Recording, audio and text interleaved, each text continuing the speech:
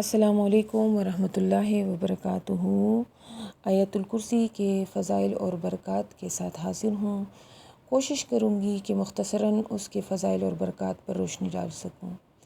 ویسے تو کوئی انسان اس قابل نہیں کہ وہ قرآن کی کسی آیت کی فضائل اور برکات جتنے وہ ہیں اسے بیان کر سکے، لیکن حدیث کی روشنی میں ہم اس کے برکات پر اور فضائل پر روشنی ڈالنے کی کوشش کریں گے۔ حدیث شریف میں آتا ہے کہ حضور صلی اللہ علیہ وآلہ وسلم نے فرمایا کہ اس سے افضل آیت الکرسی سے افضل آیت پورے قرآن میں نہیں ہے، اور حضور صلی اللہ علیہ وآلہ وسلم نے فرمایا ہے کہ فرض نماز کے بعد جو بھی آیت الکرسی پڑھے گا اسے جنت میں جانے سے کوئی چیز نہیں روک سکتی سوائے موت کے۔ آج کل کے دور میں جہاں شیطان، جنات، جادو سے بچنا ممکن نہیں، تو آیت الکرسی کو اللہ تعالیٰ نے ہمارے ایک حفاظت کا ایک ایسا ذریعہ بنایا ہے جسے پڑھ کر ہم ان تمام چیزوں سے بچ سکتے ہیں۔ اور صحیح حدیث سے بھی یہ ثابت ہے کہ رات کو سونے سے پہلے پڑھنے کی ترغیب اس میں بیان کی ہوئی ہے۔ حضرت ابو ہریرہ کا مشہور واقعہ ہے کہ جن کو شیطان تنگ کرتا تھا، حضرت ابو ہریرہ رضی اللہ تعالیٰ عنہ نے یہ آیت پڑھ لی اور کہا کہ شیطان اپنا راستہ چھوڑ دے گا۔ جتنا مفہوم ذہن میں رکھ کر ہم اسے پڑھیں گے اس سے اتنا ہی زیادہ ہمیں فائدہ حاصل ہوگا، اور ہمیں محسوس ہوگا جب ہم اس کے فوائد اور خواص کے بارے میں جانیں گے اور اس کے ترجمے کو پڑھیں گے، اسے سمجھیں گے، تو ہمیں ایک خاص طور پر ایک اپنے آپ کو ایک ایسی پروٹیکشن ہمیں فیل ہوگی کہ ہمیں لگے گا کہ نہیں، بس اب تو میں نے آیت الکرسی پڑھ لی ہے اور اب دنیا کی کوئی طاقت اللہ کے حکم کے بغیر مجھے نقصان پہنچا نہیں سکتی۔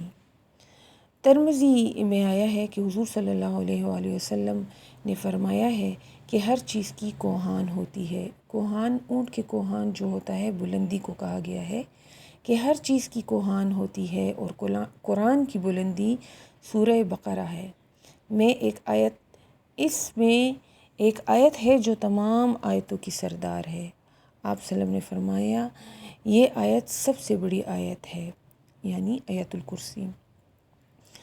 اللہ تعالیٰ نے نہ صرف حضور صلی اللہ علیہ وسلم کو وحی کے ذریعے یہ آیت الکرسی عنایت فرمائی، بلکہ اللہ تعالیٰ نے موسیٰ بن عمران کو بھی اس کی وحی فرمائی، اور فرمایا جو شخص ہر نماز کے بعد اسے پڑھ لے گا تو وہ شکر گزار دل پائے گا، ذکر کرنے والی زبان میں اسے دوں گا، اور اس پر ہمیشگی صرف نبیوں اور صدیقوں کو، یا پھر جس کا دل میں نے ایمان کے لیے آزما لیا ہوگا یا اپنی راہ میں شہید کرنا چاہتا ہوں، اسے عطا کروں گا۔ تو حضور صلی اللہ علیہ وآلہ وسلم نے فرمایا کہ جس گھر میں پڑھی جائے آیت الکرسی اس گھر سے شیطان بھاگ جاتا ہے، نکل جاتا ہے۔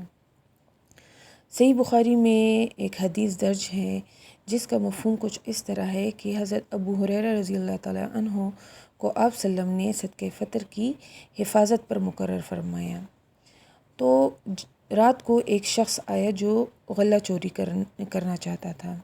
حضرت ابو ہریرہ نے اسے پکڑ لیا اور کہا کہ میں تجھے حضور صلی اللہ علیہ وآلہ وسلم کے پاس لے جاؤں گا۔ اس آدمی نے منت اور زاری شروع کر دی اور کہا کہ میں محتاج ہوں، عیالدار ہوں، سخت تکلیف میں ہوں۔ حضرت ابو ہریرہ کو اس پر ترس آ گیا اور اسے چھوڑ دیا۔ اگلی رات وہ دوبارہ آیا اور اسی طرح اس نے دوبارہ اس سے فریاد کی، انہوں نے پھر چھوڑ دیا۔ صبح کو حضور صلی اللہ علیہ وآلہ وسلم نے اس کے بابت حضرت ابو ہریرہ سے پوچھا، تو ابو ہریرہ نے انہیں وہ تمام بات بتا دی، جس پر حضور صلی اللہ علیہ وآلہ وسلم نے فرمایا کہ وہ رات کو دوبارہ آئے گا۔ اور جب تیسری رات کو وہ دوبارہ آیا اور انہوں نے اسے پکڑا تو اس نے پھر وہی منت اور زاری کی، جس کے بعد حضرت ابو ہریرہ نے کہا کہ اس بار میں تجھے نہیں چھوڑوں گا اور تجھے رسول اللہ کے پاس ضرور لے کر جاؤں گا۔ اس کے بعد اس آدمی نے اسے کہا کہ میں تجھے چند کلمات سکھاتا ہوں جو تجھے فائدہ دے گی، جب تم سونے لگو تو تم آیت الکرسی پڑھ لیا کرو، تو تمہیں کسی چیز کا خدشہ نہیں ہوگا۔ اور اللہ تیرا نگہبان ہوگا صبح تک، اور صبح تک شیطان نہیں آئے گا۔ جب وہ حضور صلی اللہ اس کے بعد ابو ہریرہ نے اسے چھوڑ دیا۔ جب حضور صلی اللہ علیہ وسلم نے اس سے پوچھا کہ تیرے قیدی آج کیا کہا، تو حضرت ابو ہریرہ نے انہیں وہ بات بتائی، جس پر حضور صلی اللہ علیہ وسلم نے کہا کہ وہ جھوٹا تھا، وہ شیطان تھا، لیکن اس کی یہ بات سچی تھی۔ اس کے علاوہ ایک دوسری حدیث میں آتا ہے کہ پورے قرآن کی آیتوں کی سردار ہے۔ کرتے ہیں بسم اللہ الرحمن الرحیم۔ اللہ لا الہ الا ہو، اللہ ہے، اس کے سوا کوئی معبود نہیں۔